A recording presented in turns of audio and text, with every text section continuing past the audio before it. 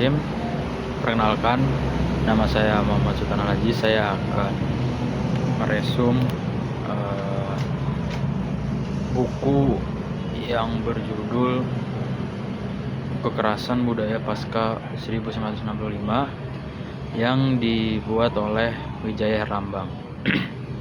Jadi di dalam buku tersebut menjelaskan bahwa ketika peristiwa di tahun 1965 itu bukan hanya tentang mengenai kekerasan fisik, tapi juga tentang bagaimana kekerasan itu dibenarkan dan juga dinormalisasi dalam kehidupan masyarakat. Nah, di dalam buku ini kita diajak untuk memahami sebuah ideologi yang tentunya anti komunisme di Indonesia itu tidak terbentuk secara alami, tetapi melalui proses yang panjang, sehingga tentunya melibatkan kekuasaan dan kebudayaan. Nah, di dalam latar belakangnya itu peristiwa gerakan 30 SPKI itu muncul gelombang kekerasan yang sangat banyak yang dituduh sebagai komunis. Ratusan ribu hingga jutaan orang pada saat itu menjadi korban pembunuhan, pemanahan, dan tentu penghilangan paksa. Yang dimana peristiwa ini akhirnya menjadi titik awal lahirnya sebuah rezim baru yang dipimpin oleh Soeharto. Lalu di dalamnya juga dijelaskan konsep kekerasan budaya, di mana penulis ini atau Wijaya Herlambang ini menulis bahwa kekerasan itu tidak hanya terjadi secara fisik, tapi juga terjadi secara budaya, di mana kekerasan budaya adalah proses pembenaran terhadap tindakan kekerasan melalui nilai ideologi dan narasi yang dibangun di masyarakat. Dan tentu melalui cara ini kekerasan terhadap kelompok yang dituduh komunis itu dianggap wajar, bahkan dianggap benar.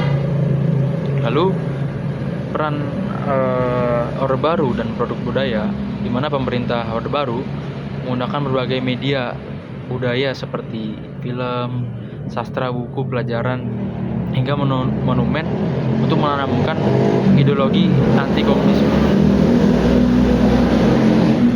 Narasi resmi yang dibangun menggambarkan komunisme sebagai musuh negara yang harus dimusnahkan.